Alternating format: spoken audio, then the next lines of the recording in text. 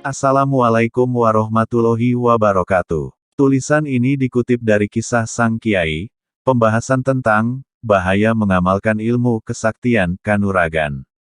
Bahayanya orang melakukan pengisian keilmuan, kesaktian, dan mengamalkan ilmu-ilmu kesaktian yang akhirnya mempunyai khodam jin siluman, selama dia hidup tidak diperdulikan oleh Allah. Artinya rizki harus mencari dengan usaha sendiri, Allah tak peduli. Bagaimana kalau begitu? Ya jelas susahlah, kenapa Allah tidak peduli? Karena orang itu sudah tidak bersandar pada Allah, tapi pada sesuatu yang selain Allah, belum pengaruh dari bisikan khodam jin siluman, yang mengajak jauh dari Allah, malas sholat, malah akhirnya tidak sholat sama sekali, artinya di akhirat sudah pasti disiksa kalau meninggal, dan itu juga kalau meninggal siapapun itu, yang belajar ilmu kebal, maka meninggal menjadi siluman, wujud hewan, jika yang dipelajari ilmu kebal maka akan menjadi buaya. Apa ada orang cita-citanya jadi buaya?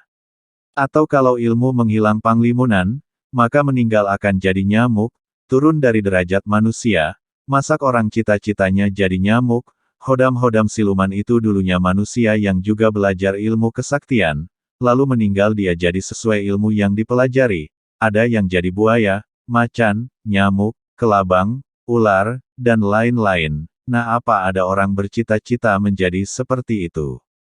Dalam surat Atin Allah berfirman, sungguh, kami telah menciptakan manusia dalam bentuk yang sebaik-baiknya, kemudian kami kembalikan dia ke tempat yang serendah-rendahnya, kecuali orang-orang yang beriman dan mengerjakan kebajikan, maka mereka akan mendapat pahala yang tidak ada putus-putusnya. Maka apa yang menyebabkan mereka mendustakanmu tentang hari pembalasan setelah adanya keterangan-keterangan itu?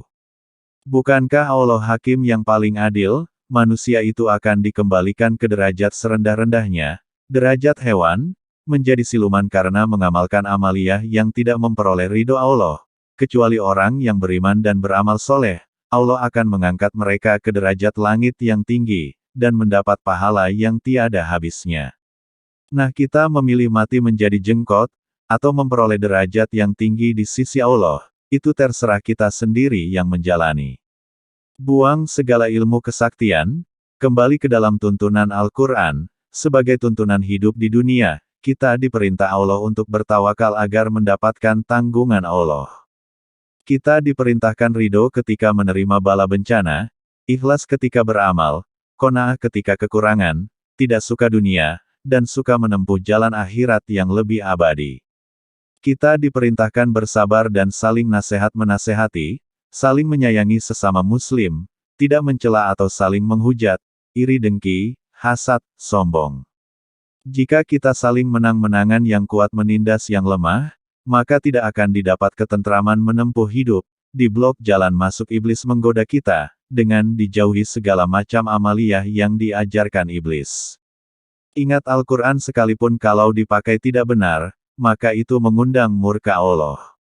Golok kok ditulisi ayat Al-Quran lalu dipakai membunuh, merampok, walau ditulisi ayat-ayat Al-Quran, tetap saja salah dipakai membunuh, bukan lantas ditulisi ayat Al-Quran lantas boleh dipakai berbuat jahat. Semoga menjadi buah pengetahuan, pelajaran, manfaat bagi kita. Alih teks ke suara oleh Majelis Ar-Riyadoh Semarang.